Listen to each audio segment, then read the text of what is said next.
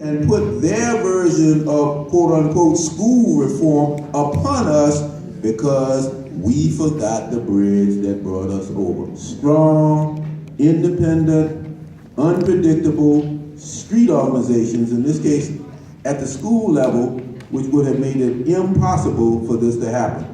It doesn't happen in the suburbs because of the parents.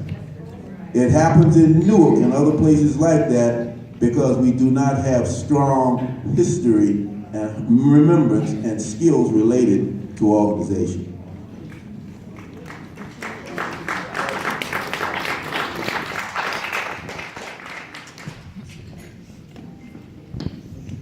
So the last question for this panel will be for Ms. Graves, and I would like to ask you to, the question is about the 1971 strike. What came out of that strike that benefited not just teachers, but that benefited students and community?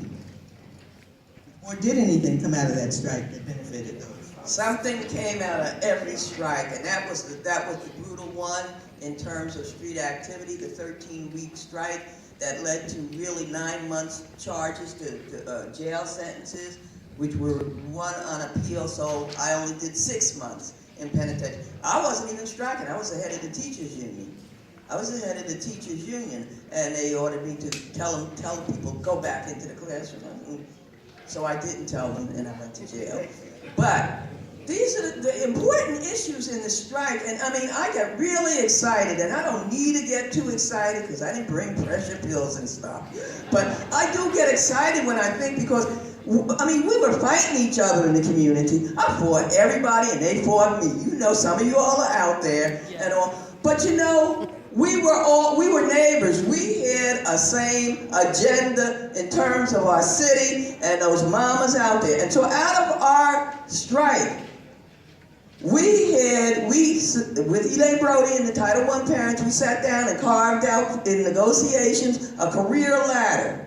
So teachers, aides who wanted to advance, and paraprofessionals, and then to be teachers, they went to Essex County College, then they went to Rutgers or Newark State, wherever, and they became teachers. I wish I saw some of them in here. I don't know if any are in here. All right, there's a hand back there.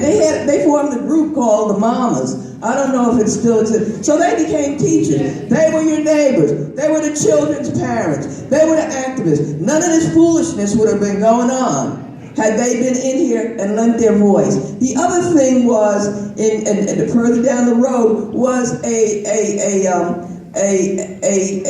professional development school where teachers could rotate into the school right in the city. It was Harold Wilson. I believe it was Harold Wilson.